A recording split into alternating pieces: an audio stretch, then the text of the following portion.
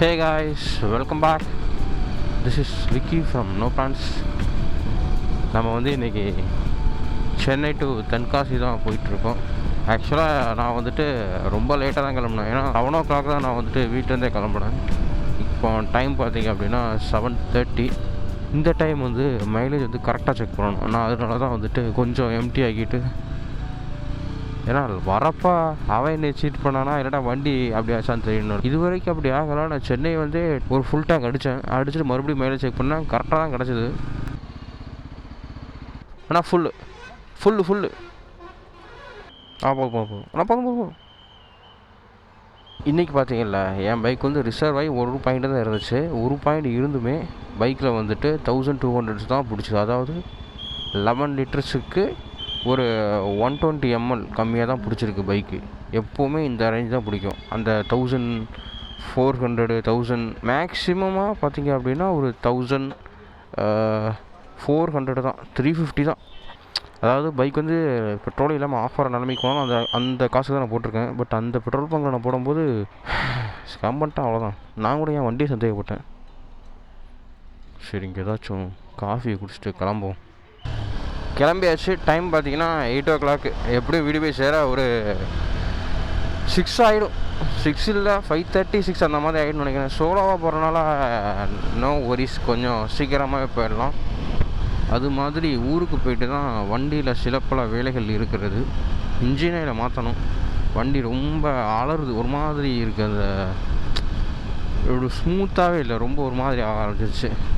நான் இங்கே மொத்தத்துலேயே நான் என்ன நினச்சேன் அப்படின்னா ஒரு 1200 கிலோமீட்டர்ஸ் வீட்டுக்கே போயிடலாம்னு நினச்சேன். 1200 இல்லை 1500 நான் வீட்டுக்கே போயிடலாம்னு நினச்சேன்.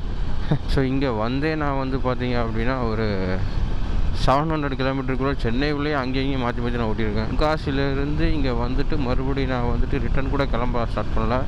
அதுக்குள்ளேயும் 1380 கிலோமீட்டர் ட்ரைவ் பண்ணியிருக்கேன். வீடு போய் சேரும்போது 1900 அந்த மாதிரி இருக்கும். இந்த ஆங்கிள் செக் பண்ணிருக்கேன். என்ன ஆச்சுன்னா, ஆங்கிள் அப்பப்போ மாறிட்டே இருக்குது. இந்த ஹெல்மெட்டை வேறு மாற்றணும். ரொம்ப லூஸாக இருக்குதா. இப்போ எங்கேயாச்சும் ஹெல்மெட்டை நான் கீழே வச்சா அப்படின்னா டப்புன்னு எதாவது இடித்து உடனே ஆங்கிள் மாறிடுது. ஸ்டேபிளாக நிற்க மாட்டுது. அந்த கோப்ரோவோட அந்த மவுண்ட்டு போயிடுச்சுன்னு நினைக்கிறேன். ஊருக்கு போயிட்டு தான் எல்லாத்தையுமே ரெடி பண்ணணும். பைக்கில் இந்த வைசரை மாற்றணும், இன்ஜின் ஆயில் மாற்றணும், கவுன் செட் மாற்றணும். டயருமே பார்த்தீங்க அப்படின்னா சேஞ்ச் பண்ணணும். ஸ்டாக் டயர் பார்த்தீங்க அப்படின்னா 13,500 கிலோமீட்டர்ஸ் ஓடிச்சு. ஸோ அதுக்கப்புறம் நான் இது மாற்றினேன். பைக் இப்போது 26,700 வரப்போகுது. இதுவுமே ஒரு 13,500 கிலோமீட்டர் அந்த மாதிரி தான் ஆயிருக்கு. இன்னும் ஓடும், மிஞ்சி போனால் இன்னும் ஒரு 1000 வரைக்கும் ஓடும். அதுக்கப்புறமும் ஓடும். ஆனால் அந்த க்ரிப்பு எல்லாமே போயிடும், ஃப்ளாட் ஆகிடும். ஏன்னா நான் இந்த டயரில் பயங்கரமாக ஆஃப் ரோட் பண்ணியிருக்கேன். அதாவது ஸ்டாக் டயரை கம்பேர் பண்ணுறப்ப இந்த டயரை நான் ரொம்ப முரட்ட ஆஃப் ரோட்லாம் பண்ணியிருக்கேன். அதுவும் இல்லாமல் சும்மா நம்ம பேர் அவுட் பண்ணுற மாதிரிலாம் பண்ணிட்டுருப்போம். டெவலப்லாம் பார்த்துட்ருக்கோம் நிறையா. அது ஒரு விஷயம். அப்படி இருந்துமே பார்த்தீங்கன்னா ஒரு 14,000 ஓடிடுச்சு. பார்ப்போம், நான் வீட்டுக்கு போய்ட்டு டயர் பார்ப்பேன் எப்படி இருக்குன்னு. நல்லா இருந்துச்சு அப்படின்னா அடுத்து ஒரு ரைடு இருக்குது, ஷார்ட் ரைடு. அதையும் முடிச்சுட்டு தான், ஏன்னா இதுக்கப்புறம் பெருசாக ரைடு எதுவுமே கிடையாது. ஏன்னா அடிக்கிற வெயில் எங்கேயுமே போக முடியாது. நெக்ஸ்ட்டு ட்ரிவாண்ட்ரம் போகிறோம். விச் மீன்ஸ் ட்ரிவாண்ட்ரம் பர்க்கலா அந்த மாதிரி ஒரு ஷார்ட் ட்ரிப்பு போகிறோம். அந்த ட்ரிப்பு ஆக்சுவலாக லாஸ்ட் வீக்கே போக வேண்டியது. நான் சென்னையில் ஒர்க்குக்கில் இருந்தனால என்னால் அங்கே போக முடியல. இல்லாட்டி லாஸ்ட் வீக்கே நம்ம அங்கே போயிருப்போம். அடிக்கிற வெயிலில் பீச்சில் போய்ட்டு குப்பரப்படுத்தா தான் நமக்கு குழுகுலுன்னு இருக்கும். நான் அந்த எஸ்டி அட்வென்ச்சரோட ஓனர்ஷிப் வீடியோ போட்டதுக்கப்புறம் நிறைய பேர் மெசேஜ் பண்ணாங்க, ப்ரோ சென்சாரிஸ் எனக்கு இருக்குன்னு அவ்வளோ பேர் மெசேஜ் பண்ணுறாங்க. இன்னொரு கூத்து என்ன அப்படின்னு பார்த்தீங்கன்னா, இன்றைக்கி என் கூட ரைடில் இன்னொருத்தர் ஜாயின் பண்ண வேண்டியது. அவர் நேற்றே போயிட்டார். ஆக்சுவலாக அவர் மதுரை, அவர் மதுரைக்கு போகிறதுக்காண்டி டேங்க்லாம் ஃபுல் டேங்க் அடிச்சுட்டு இருந்து வண்டியை மார்னிங் ஸ்டார்ட் பண்ணியிருக்காரு. வண்டி ஸ்டார்ட் ஆகல, ஆஃப் ஆகிட்டே இருந்திருக்கு. ஸோ குரோம்பேட்டையில் ஏதோ ஷோரூம் இருக்கும், அந்த ஷோரூமில் விட்டார். ஆனால் அவர் என்ன சொல்கிறாங்கன்னா, ப்ரோ நான் ஃபுல் டேங்க் பெட்ரோல் வச்சுருந்தேன் ப்ரோ, ஒரு 2 லிட்டர் பெட்ரோலை காணும் ப்ரோ அப்படிங்கிறாரு. ஷோரூமில் கால் பண்ணி சொல்லியிருக்காரு. அவருக்கு என்ன டவுட்னா, நம்ம தப்பாக ஏதாவது சொல்லிட்டோம்னா சொல்லிட்டு வெளியே நல்லா செக் பண்ணிட்டு மறுபடியும் ஷோரூம் கால் பண்ணி சொல்லியிருக்காரு, அதாவது 2 லிட்டர் பெட்ரோலை காணும் அப்படின்னு சொல்லியிருக்காரு. அவங்க என்ன சொன்னாங்க அப்படின்னா, சரி ஓகே அப்போ மண்டே நீங்கள் ஷோரூம் வாங்க அப்படிங்கிறாங்க. வண்டியை எடுத்தது ஃப்ரைடே, சாட்டர்டே, சண்டே, மண்டே எப்படி இது பண்ண முடியும்? அதனால் அவர் மதுரைக்கே போயிட்டார். எனக்கு என்ன ஆச்சுன்னா, அதாவது என்னோடய பைக்கை வச்சு மட்டுமே பைக் நல்லா இருக்குது அப்படின்னு நான் சொன்ன மாதிரி எனக்கு ஒரு மாதிரி இருக்குது. ஏன்னு கேட்டுக்கோங்க, அதாவது 10ல் 2 பேருக்கு தான் பிரச்சனை வருது. அந்த பிரச்சனை வர்றவங்க கூட நீங்கள் பேசி அதெல்லாம் நீங்கள் அவங்க கதையெல்லாம் கேட்டிங்கன்னா, நான் இந்த வண்டியை என்னடா நம்ம தேவையில்லாமல் நிறைய பேருக்கு சஜஸ்ட் பண்ணிட்டோமோன்னு எனக்கெலாம் தோண ஆரம்பிச்சிருச்சு. அது உண்மை. ஆனால் வண்டி அந்த பிரச்சனையை ஃபேஸ் பண்ணவங்க கிட்டலாம் பேசும்போது வண்டி செமையாக இருக்கும். வண்டியில் வந்துட்டு எந்த விதமான குறையும் எனக்கு இல்லை. இந்த சென்சார் இஷ்யூ இந்த ஷோரூமில் பண்ணுறது மட்டும் எனக்கு ரொம்ப பிரச்சனையாக இருக்குதுன்னு சொல்கிறாங்க. மற்றபடி அவங்களுக்கு வந்து எந்த பிரச்சனையும் இல்லை. அந்த ஷோரூமில் கம்ப்ளைண்ட் ரெடி பண்ண தெரியாமல் போட்டு பாடாப்படுத்துகிறாங்க, அதுதான் பிரச்சனை அப்படிங்கிறாங்க. அதுவும் இல்லாமல் நீங்கள் அந்த கல்பாக்கம் லாஸ்ட்டாக போன வீடியோ பார்த்தீங்கன்னா உங்களுக்கு தெரியும். அந்த பைக்கில் வந்துட்டு ஹெட்லைட் இஷ்யூ. அந்த ஹெட்லைட்டை இப்போ தான் மாற்றினானுங்க. அந்த ஹெட்லைட்டே பார்த்தீங்கன்னா இதாகுது, பிளிங்க் ஆகுது. அந்த இஷ்யூவில் நான் இப்போ தான் அவங்க சொல்லி தான் எனக்கே தெரியும். அது வந்து பார்த்திங்கன்னா வாரண்டியில் க்ளைம் பண்ணி கொடுத்துருவாங்க. ஆனால் என்னென்னா அதை ஆர்டர் பண்ணி ரொம்ப நாள் ஆச்சு, இன்னும் வரல அப்படிங்கிறாரு.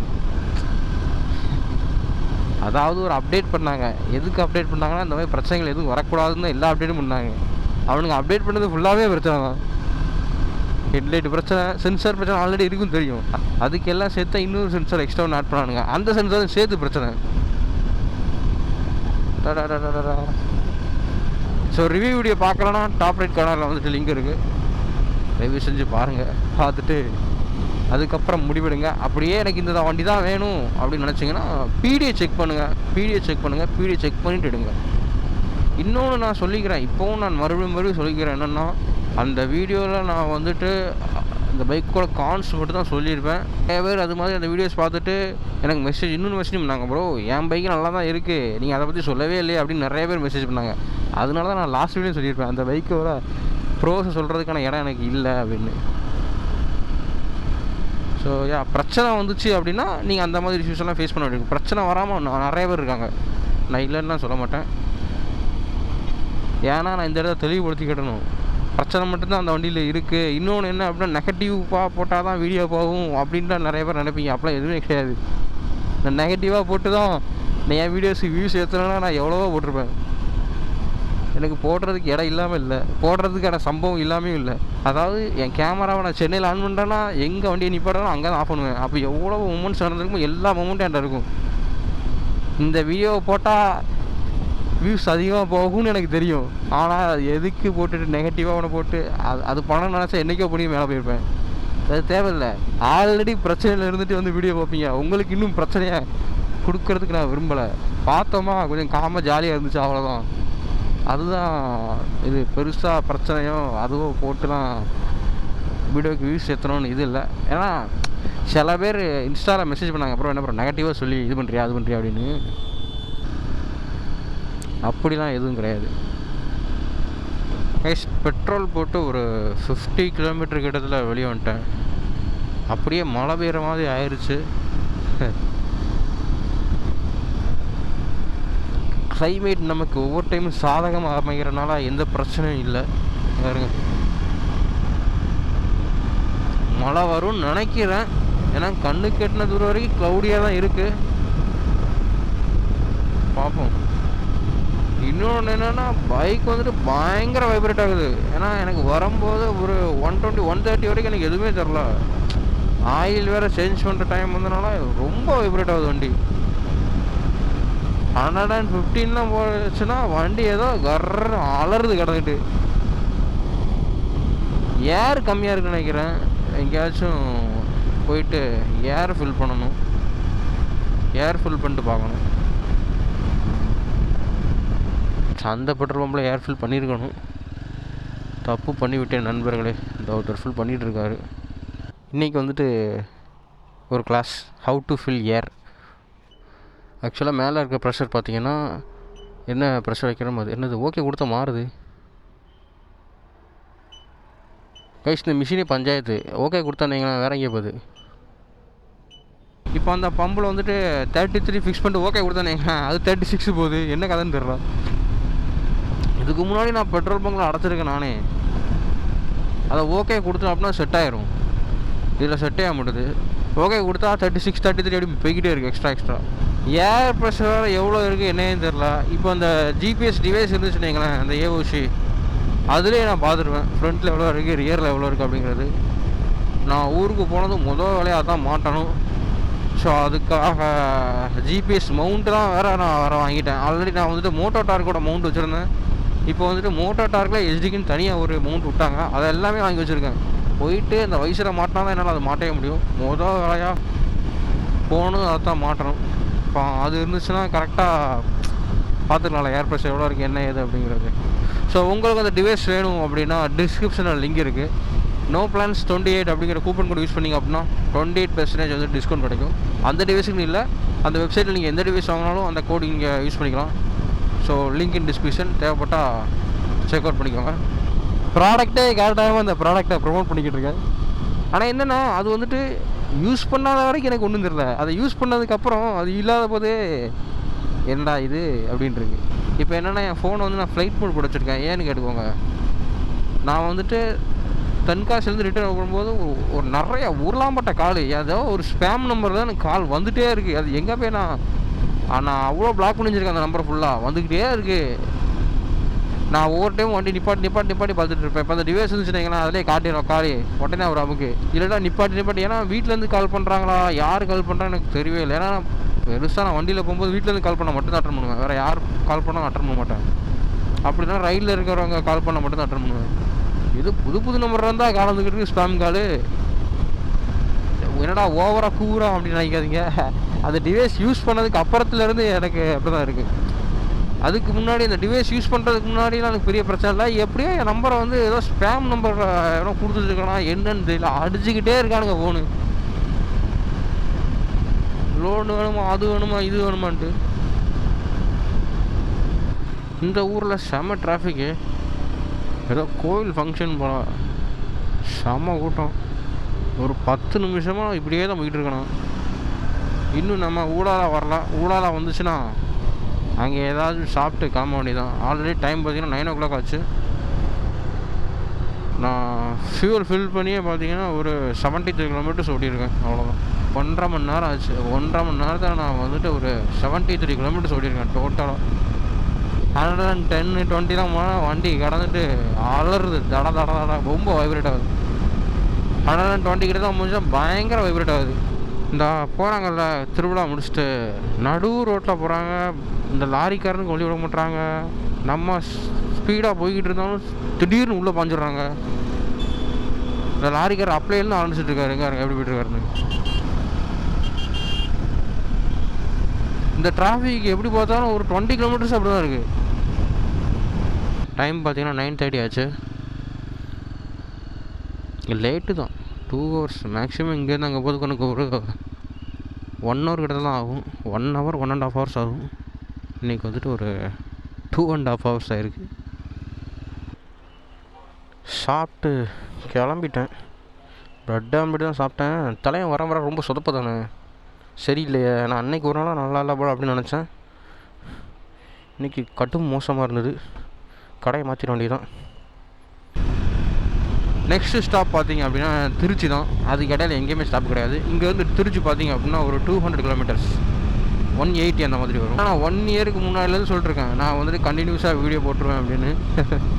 ஆனால் இப்போ லாஸ்ட்டாக ஒரு 2 months டிசிப்ளினாக கரெக்டாக வீடியோ போட்டுட்ருக்கேன். இதை அப்படியே கண்டினியூ பண்ணணும். அதுமாதிரி நிறைய பேர் இன்ஸ்டாகிராமில் டெக்ஸ்ட் பண்ணுறாங்க, ப்ரோ இந்த வருஷம் எதுவும் பெரிய ரைடு இருக்கா, நார்த் ஈஸ்ட்டு இல்லாட்டா உம்லிங்களா, லே அந்த மாதிரி எதுவும் பெரிய ரைடு இருக்கான்னு கேட்டு நிறைய பேர் மெசேஜ் பண்ணிருக்காங்க. எதுவுமே இல்லை ப்ரோ. எனக்கு போகணுன்னு ஆசையாக தான் இருக்குது. எப்படி பார்த்தாலும் ஒரு 20 to 30 days ஆகும். நான் வந்துட்டு பைக்கை ட்ரெயினில் ஏற்ற மாட்டேன். போகிறதும் பைக்கில் தான், ரிட்டர்ன் வர்றதும் பைக்கில் தான். அதனால் எப்படி பார்த்தாலும் 1 month தான் ஆகிடும். 30 days சாலிடாக வேணும். பட்ஜெட்டு இந்த டைம் வாய்ப்பு இல்லைன்னு தான் நினைக்கிறேன். என் ஃபோனில் மேப்பில் பார்த்தீங்கன்னா கேரளா சைடு ஃபுல்லாக நான் வந்துட்டு போயிருக்கேன். தமிழ்நாட்டு சைடில் வந்துட்டு நான் வந்துட்டு பெருசாக எங்கேயுமே போகல. இன்னும் தனுஷ்கோடி போகணும். அதுக்கப்புறம் நான் வந்து கொல்லி ஹில்ஸ் கூட இன்னும் போகல, அது போகணும். ஸோ அதெல்லாம் போவோம், கொஞ்சம் கொஞ்சமாக போவோம். எடுத்துகிட்டுப்பிலே லடாக் போக முடியாது. இப்போ தான் கேரளா ஓரளவு கம்ப்ளீட் பண்ணியிருக்கோம். இன்னும் தமிழ்நாடு இருக்குது, ஆந்திரா இருக்குது, கொஞ்சம் கொஞ்சமாக போவோம். ஆனால் ரொம்ப லேட் பண்ண மாட்டேன். மேக்ஸிமம் இந்த இயர் ட்ரை பண்ணுறேன். இந்த இயர் வாய்ப்புகள் ரொம்ப கம்மி. ஒரே அடியாக மொத்தமாக எல்லாம் போயிட்டு வந்துடணும். இப்போ நம்ம இங்கேருந்து லே உமிழ்கா போய்ட்டு மறுபடியும் வந்துட்டு மறுபடியும் மிக்லா பாஸ் போக முடியாது. வேணால் லே போயிட்டு வந்துட்டு மேகாலயா அப்படி வேணால் போனோம். அங்கே இருக்க எல்லாத்தையுமே ஒரே அடியில் கம்ப்ளீட் பண்ணிடணும். ஏன்னா போயிட்டு வந்தோன்னீங்களா நமக்குலாம் பட்ஜெட்டில் வந்தளவு கிடையாது. அதனால் ஒரே பட்ஜெட்டு, ஒரே பிளானு, ஒரே மைண்டு, ஒரே பிடி வண்டியை பை ரோடு தான் ஃபுல் அண்ட் ஃபுல். நல்லா ரிசர்ச் பண்ணிவிட்டு கரெக்டாக அந்த கிளைமேட் அப்போ போகணும். சும்மா வந்துட்டு நான் போடுறேன் உச்சி வெயிலில் ஊட்டி அந்த மாதிரிலாம் போகக்கூடாது. நல்ல கிளைமேட்டாக இருக்கும் போகணும். எனக்கு வந்துட்டு இந்த உம்லிங்களா போகணுன்னு ஒன்று இருக்குது. அதுக்கப்புறம் எனக்கு வந்து ஸ்பிட்டி வேலி போகணுன்னு ரொம்ப, எனக்கு அந்த உம்லிங்களாலாம் போகிறதுக்கு முன்னாடி ஸ்பிட்டி வேலி போகணுன்னு ரொம்ப ஆசையாக இருந்துச்சு. டெல்லியில் இருக்கும்போது நான் போகலான்னு ட்ரை பண்ணேன். ஆனால் அது வந்துட்டு எப்படி சொல்ல, அப்போ நமக்கு பெரிய அளவுக்கு எக்ஸ்பீரியன்ஸ் கிடையாது. கொஞ்சம் பயம் கொடுக்க ஆரம்பிச்சிருச்சு. ஏன்னா சோலோ ரைடாக நான் பெருசாக முந்தி போனது தான் கிடையாது. இப்போ தான் உருண்டுக்கிட்டு வரேன். அந்த டைமில் வந்துட்டு பெருசாக நான் வந்துட்டு ரைடு போனது கிடையாதா. ஆனால் கொஞ்சம் பயம் கொடுத்துருச்சு. அதுவும் இல்லாமல் நான் டெல்லி போன புதுசில் எனக்கு பெருசாக ஹிந்தின்னு தெரியாது. எங்கேயாச்சும் போய்ட்டு மாட்டிக்கிட்டோம்னா அது வேறு. அதனால நான் வந்துட்டு போக ட்ரை பண்ணலை. இந்த மைண்ட் செட் எனக்கு அப்போ இருந்துச்சுன்னா நான் வந்துட்டு வண்டி எடுத்து எப்போயோ போயிருப்பேன். சரி, ஓகே, நமக்கு வந்துட்டு கன்னியாகுமரியிலேருந்து தான் ஸ்டார்ட் பண்ணணும் இருக்குது. அதை யாரெல்லாம் மாற்ற முடியும்? நான் வந்துட்டு லே உம்லிங்களா எல்லாமே எஸ்டி அட்வென்ச்சர் தான் போவேன். வேறு எந்த வண்டியில் போகிற ஐடியாவும் எனக்கு கிடையாது. போயிட்டு வந்துட்டு தான் இந்த வண்டிக்கு ஒரு ரிட்டையர்மெண்ட் கொடுக்கணும். திடீர்னு தோணும் வண்டிக்கு தான் ரொம்ப வயசாச்சு அப்படின்னு. ஆனால் சம்டைம்ஸ் வண்டி எடுத்து ஆஃப் ரோடெலாம் போகும்போது அது சொல்லும் வயசாச்சு அப்படிங்க. க்ரீம் பண்ண டோலு இதுக்கு பேர்.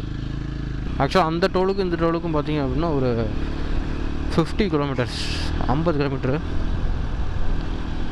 ஒரு 30 மினிட்ஸ் வந்துருக்கும். நான் கேமராவை ஆன் பண்ணும்போது கை வச்சு ஆன் பண்ணிடுவேன். ஆஃப் பண்ணும்போது நான் வாய்ஸில் தான் ஆஃப் பண்ண சொல்லுவேன். அப்போது ஆஃப் ஆயிடுச்சா நான் வந்துட்டு மிரரில் பார்ப்பேனா. அப்போ பின்னாடி வர்றவங்க என்ன நினச்சிருப்பாங்கன்னா, ஓ என்னை ஓவர்டேக் பண்ணிவிட்டு நீ நான் வாரானா வரலேன்னு பார்க்குறியா அப்படின்னு சொல்லிட்டு என்னை ஓவர்டேக் பண்ணி திடீர்னு சம்மந்தமே இல்லாமல் ஸ்பீடாக போவாங்க. 10 டேஸ் கிட்ட நான் சென்னையில் இருந்தேன். அங்கே நான் பார்த்தா ஒரு 50% பைக்கில் வந்துட்டு பார்த்திங்கன்னா நம்பர் பிளேட்டே இல்லை. என்னோடய பைக்கில் வந்துட்டு நம்பர் பிளேட் வந்துட்டு மாட்ட முடியாது வைசர் இல்லாமல். நான் முன்னாடி நம்பர் பிளேட் ஒன்று டேகை வச்சு கட்டி வச்சுருக்கேன். நமக்கு வந்துட்டு எப்படி சொல்கிறது, இப்போ நம்ம வந்து போய்கிட்டு இருக்கோம் அப்படின்னா போலீஸ் செக் பண்ணிக்கிட்டு இருக்காங்க, நம்ம வண்டியை பிடிக்க மாட்டாங்க. மேக்ஸிமம் ரைடு போகிறவங்கள மேக்ஸிமம் போலீஸ் வந்துட்டு பிடிக்க மாட்டாங்க. அதாவது இந்த மாதிரி எல்லாம் ஜாக்கெட்லாம் போட்டு ஷூஸ்லாம் போட்டு போகிறவங்கள இது வரைக்கும் நான் பிடிச்சி பார்த்ததே கிடையாது. இந்த R15 MTயில் போகிறவங்களாம் ஒரே முடக்கு. அது மாதிரியே நான் வந்துட்டு ஒரு டியூக்கில் ரைடு போனேன். ஒரே பிடி என்ன அங்கே வாடி வரமா அப்படின்ட்டாங்க. சில வண்டியெல்லாம் பார்த்தாலே பிடிக்கணும் போல தோணுங்களா, அந்த மாதிரி வண்டி ஆகிட்டாங்க. இந்த டியூக்கு, அப்புறம் R15, MT-15 அதெல்லாம். இப்போ வந்துட்டு எப்படி பிடிக்கிறாங்கன்னா ஹெல்மெட்டை பார்த்தே பிடிக்கிறாங்க. இந்த ஜிகுன்னு ஹெல்மெட் போட்டு தான் நினைங்களேன், ஒரே மடக்கு. அவன்கிட்ட எல்லாமே பர்ஃபெக்டாக தான் ஓரமான்றுவாங்க. இந்த ஒரு விஷயத்தில் அது எல்லாத்துலேயும் பெர்ஃபெக்டாக இருக்குன்னு நினச்சிட்ருக்கேன், வேற ஒன்றும் இல்லை. எஸ், முன்னாடி போகிற MT பார்த்தீங்களா, இதுலேயே நம்பர் பிளேட் இல்லை. ஓய்,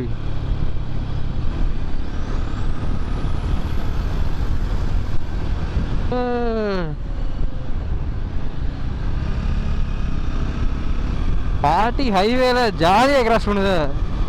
நம்ம வந்து திருச்சி பக்கம் வந்துட்டோம். ஒரு காட்டுக்குள்ளே போனோமே, அது இந்த தான் இருக்குது. மைலேஜும் நான் டெஸ்ட் பண்ணிட்டு தான் இருக்கேன். நான் வந்துட்டு 80 90 க்ரூஸ் பண்ணி அப்படிலாம் போகலாம். நார்மலாக வந்துட்டு எப்படி ஓட்டணும் அந்த மாதிரி தான் ஓட்டிகிட்டு இருக்கேன். நான் எப்போவுமே பார்த்தீங்கன்னா ஒரு 110 அப்படி தான் க்ரூஸ் பண்ணி போவேன். பட் இன்றைக்கி அப்படி வரேன்னா 130, 120, 100, 80 எல்லாமே கலந்து தான் இருக்குது. நெக்ஸ்ட்டு எங்கேயாச்சும் பெட்ரோல் பங்கில் ஃபில் பண்ணுறப்ப மைலேஜ் செக் பண்ணணும். ஊலாலாலேருந்து திருச்சி வந்து பார்த்தீங்க அப்படின்னா ஒரு 120 அவ்வளோதான் கிலோமீட்டர்ஸ். நான் வந்துட்டு 200 கிலோமீட்டர் இருக்குன்னு வாய்க்கு வந்து சும்மா அடிச்சுட்ருப்பேன் மேப் போடாதனால. ஊலாலால் இருந்து மதுரை தான் 250 கிலோமீட்டர்ஸ். சோலோவாக வந்தோம் அப்படின்னா இதுதான், நம்ம என்ன தான் நம்ம ஸ்லோவாக ஆனாலும் நம்ம வந்துட்டு எங்கேயாவது ஸ்பீடு பிடிச்சி கரெக்டாக போயிடுவோம். இந்த சனமங்கலம் டைம் பார்த்தீங்கன்னா 11. இன்றைக்கி ரொம்பவே சீக்கிரமாக வந்துட்டேன். திருச்சி உள்ளே வந்தாச்சு, டிராஃபிக் ஆரம்பிச்சிருச்சு. செம சூடு.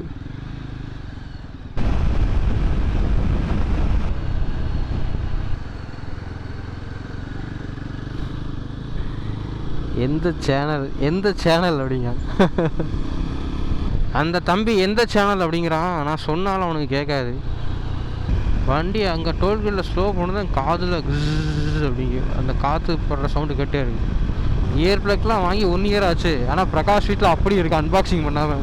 நான் அந்த ஊழலில் உட்காந்து சாப்பிடும்போது எனக்கு அந்த சவுண்டு மட்டும் தான் கேட்டே இருக்குது. ஜின்னு காது இறந்துட்டே இருக்குது. அது வைக்கணும், இல்லாட்டா அவ்வளோதான். கொஞ்ச நாளுக்கு அப்புறம் சோலி முடிஞ்சிடும். ஸோ 2 பார் பெட்ரோல் தான் இருக்குது இப்போது. இப்போ எங்கேயாச்சும் நிப்பாட்டி பெட்ரோல் போடுவோம்.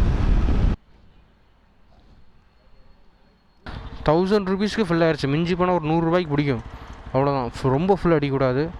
கரெக்டாக 1000 ருபீஸ் பிடிச்சிருக்கு. எத்தனை ஓடி இருக்குது 1000 ருபீஸுக்குன்னா 9.89 சம்திங் இருந்துச்சு. 282 கிலோமீட்டர்ஸ் ரீசெட் அடிச்சிடும். ஐஸ் இங்கே பாருங்கள்,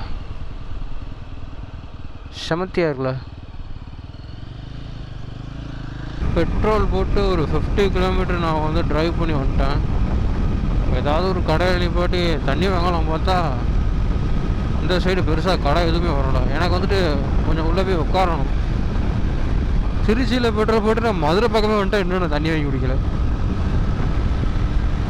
எங்கேயாவது வாங்கி குடிக்கலாட்டா கிறங்கி குப்புறம் வந்துடும். நிப்பாட்டும். அப்பாடி, நம்ம வந்துட்டு லாஸ்ட்டாக இந்த பெரம்பலூர் அந்த டோல்கேட்டில் எடுத்த வண்டி இப்போ தான் ரெஸ்ட் எடுக்குது. 12:45. இன்னும் இங்கே இருந்து ஒரு 150 கிலோமீட்டர்ஸ்லேருந்து 200 கிலோமீட்டருக்குள்ளே இருக்கும் தென்காசிக்கு. 4 o'clock அந்த மாதிரி போயிட்டு நான் ரீச் ஆகிடுவேன். இப்போ தான் வெயில் மண்டையை பழக்கம் மதுரையில். மைலேஜ் வந்து பார்த்தீங்க அப்படின்னா 28.6 கிடச்சிருக்கு. கைஸ், நான் அங்கேருந்து வந்தேன், ஸ்ட்ரைட்டாக போகணும். நான் என்ன பண்ணிட்டேன்னா லெஃப்ட்டு திரும்பிட்டேன். தனுஷ்கோடி போர்டை பார்த்து அங்கே பக்கம் போயிட்டேன். அதுவும் இல்லாமல் அங்கே வந்துட்டு இருந்தேன். அதாவது முன்னாடி ஒரு ஸ்ப்ளெண்டர் கிட்ட ஸ்பீடாக போய்கிட்டு இருந்தோம். சடனாக ஒரு ஸ்பீட் பிரேக்கர் வந்துருச்சு. அவன் டப்புன்னு பிரேக் அடித்தா, நானும் பிரேக் அடித்தேன். ஏபிஎஸ் ஒர்க் ஆயிடுச்சு. அவன் மேலே போய் இடிச்சிருப்பேன். நல்ல வேலை வண்டியை திருப்பிட்டேன். இதுக்கப்புறம் பார்த்தீங்கன்னா ஒரு 100 தான், அதுக்கு மேலே போக முடியாது. இங்கேருந்து ஒரு 80 கிலோமீட்டர்ஸ்க்கு வேணால் ஒரு 100 110 வரைக்கும் போகலாம். அதுக்கப்புறம் ஃபுல்லாக ஊருக்குள்ளோடி தான் போகணும். அதனால் 80 தான், 80-85, அதுக்கு மேலே வாய்ப்பில்லை. 300-350 கிலோமீட்டர்ஸ் தான் நான் வந்துட்டு 100-110 க்ரூஸ் பண்ணிட்டு வந்திருக்கேன்னா, இதே மெயின் செட்டில் ஊரில் போகக்கூடாது. அதனால் கொஞ்சம் முன்னாடியே ஸ்லோவாக ஓட்ட ஸ்டார்ட் பண்ணணும். இல்லாட்டா அதே மெயின் செட்டில் ஓட்டி முன்னாடி அப்புறம் டப்புன்னு பிரேக் அடிப்பான், அது சரி வராது. பிளாக் ஆயிடுச்சு கேஸ். யாரா இவன்? இந்த முன்னாடி ஒருத்தன் போகிறானா, இவன் ஒருத்தன். அதுக்கு முன்னாடி ஒருத்தன் ஸ்ப்ளெண்டரில் ஒரு 2 பேர் போகிறாங்க. ஸ்லோ பண்ணுவானுங்க. கொஞ்சம் முன்னாடி போனோன்னே முன்னாடி நமக்கு முன்னாடி ஸ்பீடாக போய்ட்டு இப்படி இப்படி இப்படி வளைஞ்சு வளைஞ்சு போகிறது.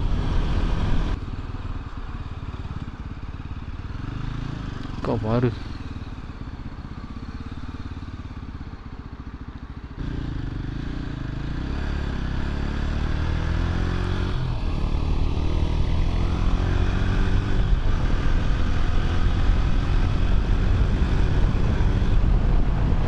what the fuck? ஏய், என்னடா இது? இல்லை, வண்டியை வீட்டில் போகிறாங்க. ஸ்ட்ரைட்டாக போனால் கன்னியாகுமரி, நம்ம லெஃப்ட் எடுத்து போகணும். ஸ்ட்ரைட்டாக போனால் திருநெல்வேலி போனோம். எப்படி போவ? சரி, ஊருக்குள்ளேயே போவோம். சரி, வெயில் மண்டையை பழகு. யாரும் இருக்க மாட்டாங்கன்னு நம்புகிறேன். இப்படி போனோன்னா சேம் டைம் தான், ஆனால் கிலோமீட்டர் மட்டும் ஒரு 50 கிலோமீட்டர் எக்ஸ்ட்ரா வரும்.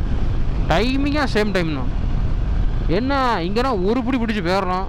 இங்கேனா 40 ஸ்பீட் பிரேக்கர் இருக்கும், 150 பேர் குறுக்கு வந்து விடுவாங்க. அதெல்லாம் மேனேஜ் பண்ணணும், வேறு ஒன்றும் இல்லை. அதுதான் பைபாஸ் ஒற்றைப்படி. இங்கேருந்து இன்னும் ஒரு 1 ஹவரில் திருநெல்வேலி, அங்கேருந்து ஒரு 1 ஹவரில் தென்காசி. 1 ஹவர் கூட ஆகாது, ஒரு 30 to 35 மினிட்ஸில் தென்காசிக்கே போயிடுவேன். ஹைவே பிடிச்சி கீழேருந்து கீழே இறங்கும் போது ஃபஸ்ட்டு ஒரு பிரிட்ஜ் இருக்கும். ஃபஸ்ட்டு இந்த மாதிரி ஒரு டெக் டிரைவேஷன் வச்சுருப்பாங்க. அதில் மட்டும் ஏறிடக்கூடாது. அதில் ஏறினீங்க அப்படின்னா கொஞ்சம் தூரத்தில் பேட்ச் ஒர்க் போய்கிட்டு இருக்கு. நீங்கள் நேராக உள்ளே தான் விடுவீங்க. இந்த 2வது பிரிட்ஜில் ஏறினீங்கன்னு வைங்களேன், ஒரே பிடி நேராக நம்ம வந்துட்டு ஸ்ரீவில்லிபுத்தூருக்கு முன்னாடி போயிடலாம். அப்புறம் எங்கேயுமே ஊரில் திரும்ப வேண்டாம். இந்த இடம் தான் எனக்கு வந்துட்டு காலையில் வரும்போது கொஞ்சம் குழம்பும். இப்போ கண்டுபிடிச்சேன் கரெக்டாக. அடுத்து இப்போதைக்கு இந்த வழியோடி வர அவசியம் இல்லை. அடுத்த டைம் வரதுக்குள்ளே அதை முடிச்சுடுவாங்கன்னு நினைக்கிறேன் அந்த வேலையை, அந்த பிரிட்ஜையும். ஏன்னா வரும்போது நான் வந்துட்டு எந்த பிரிட்ஜ் அது பேட்ச் ஒர்க் போய்கிட்டு இருக்குன்னு எனக்கு தெரியாமல் ஊருக்குள்ளோடே வந்துட்டேன். கொஞ்சம் சுற்றி தான் வந்தேன். ஏன்னா ஏர்லி மார்னிங் வரையா இருட்டு, போயிட்டே கொண்டு போய் விட்டுட்டோம்னா அது வேறு. ஹைவே நான் மட்டும்தான் இருப்பேன், யாருமே இருக்க மாட்டாங்க. அந்த மாதிரி இருக்கும்.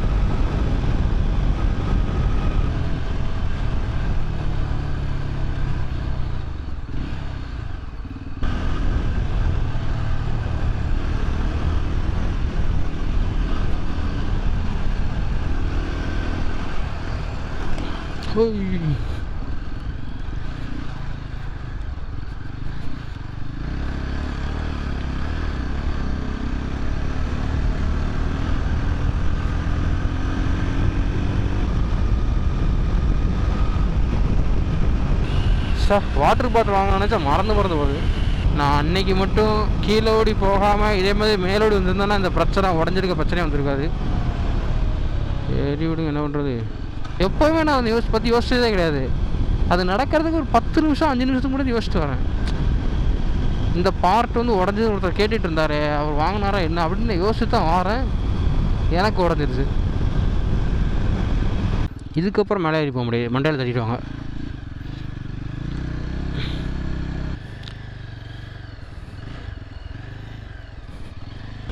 கொஞ்சம் தண்ணியை குடிச்சிட்டு கிளம்பிட்டேன். டைம் பார்த்தீங்கன்னா 2 o'clock. இன்னும் எப்படி பார்த்தாலும் ஒரு 1.5 hours ஆகும் தென்காசி போய் ரீச் ஆகிறதுக்கு. இன்னும் ராஜபாளையமே நான் வர்றேன். எனக்கு ஒருத்தவங்க இன்னொரு ரூட்டு சொன்னாங்க, ஆனால் அந்த ரூட் எனக்கு எப்படி போகணும்னு தெரியலை.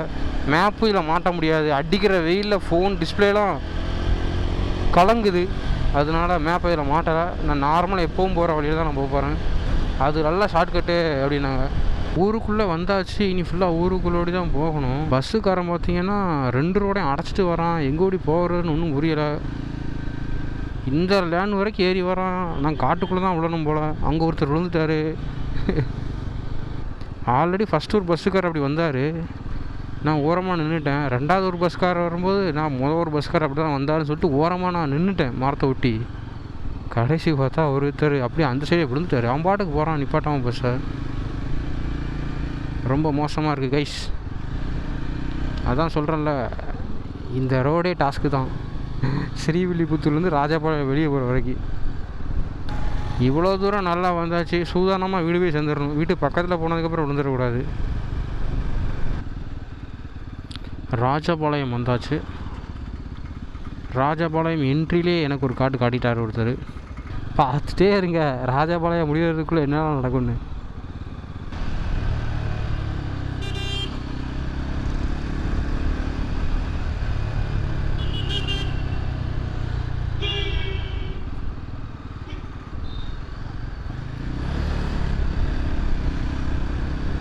நம்ம இவ்வளோ தூரம் இந்த லைனில் போனாலும் இங்கே வரைக்கும் வராங்க, இந்த ரோட்லேயே.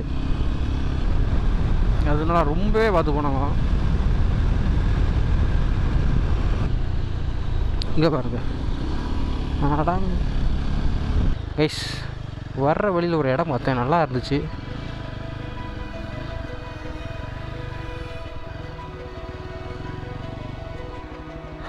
செமையாக இருக்குது.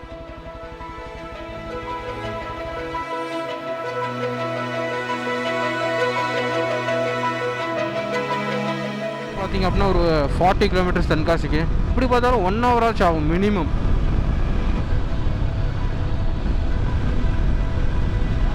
கேரவான்லாம் போகுது.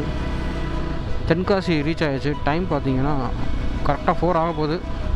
ஸோ உங்களை வந்து அடுத்த ஒரு நல்ல ரைடில் பார்க்குறேன். அடுத்த ரைடு சம்மரில் எங்கே போகிறது, கேரளா பக்கம் தான் போகணும். கேரளாலேயே வெயில் மண்டையை பழகுதுனாங்க, என்னன்னு தெரில. பட் இருந்தாலும் மிக்சடு கேரளா தான். ஸோ உங்களை கேரளம்லேருந்து பார்க்குறேன். Until then bye from Vicky.